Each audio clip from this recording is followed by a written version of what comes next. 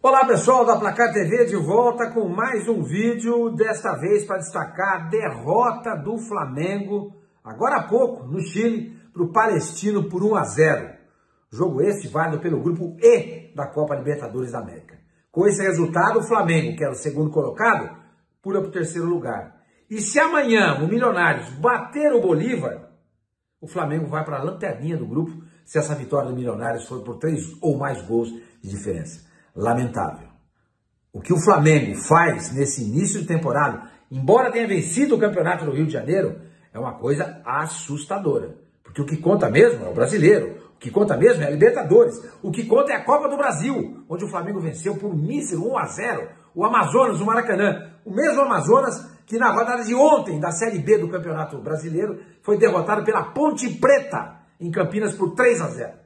Esse é o Flamengo, senhores. Um time que decepciona, que frustra, que enerva o seu torcedor. Nos últimos 6 jogos, o Flamengo conseguiu só uma vitória, que foi essa vitória que eu acabei de falar sobre o Amazonas por 1-0 na Copa do Brasil. Empatou 2 vezes com o Palmeiras e com o Botafogo e perdeu 3 jogos. Tá aqui. Bolívar, 2-1 na Libertadores, Botafogo, 2-0 no Campeonato Brasileiro e essa vitória, essa derrota de há pouco para o Palestino por 1-0. Foram 3 gols marcados em 6 jogos. 6 gols sofridos. Um saldo negativo de 3. Repito, Flamengo, neste momento, é o terceiro colocado do Grupo E da Libertadores. Pode ir para a lanterninha, entrar nas 2 últimas rodadas da Libertadores, nessa fase de grupos, a fase aí para a gente chegar a saber quem é que vai para o mata-mata, na última colocação. E na última colocação, senhores, não temos nem Sul-Americana. Na última colocação é voltar para casa e trabalhar em cima da Copa do Brasil e também do Campeonato Brasileiro. Flamengo é um time lamentável, é um time engessado, é um time careta, a cara do seu treinador.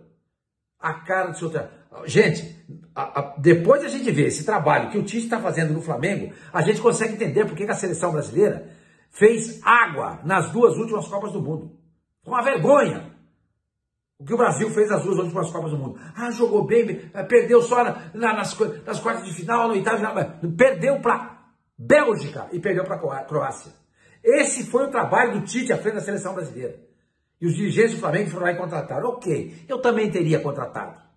Mas a gente começa a entender que o Tite parece ser o treinador de um time só, do Corinthians. Se não fosse o Corinthians, se não fosse a camisa do Corinthians, a força do Corinthians e da sua torcida, eu não sei se o Tite teria conseguido fazer tudo que ele fez, não.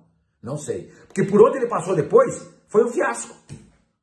Foi na seleção brasileira, está sendo agora do Flamengo. Está sendo agora do Flamengo. O que acontece com o Flamengo? Ele consegue destruir um time que tem um elenco fabuloso.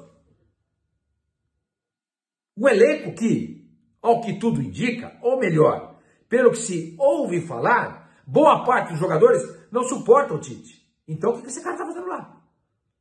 O que esse cara está fazendo lá? Com entrevistas depois do jogo enfadonhas, cheia de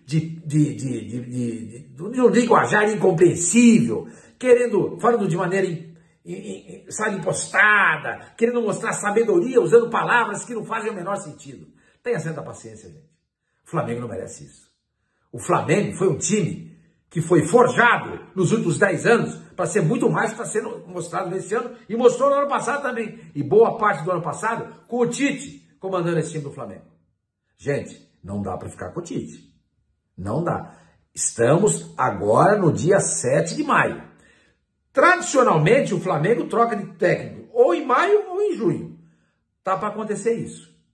Tá para acontecer isso. O que está acontecendo na Gávea não é pouca coisa não, gente. Não é pouca coisa não.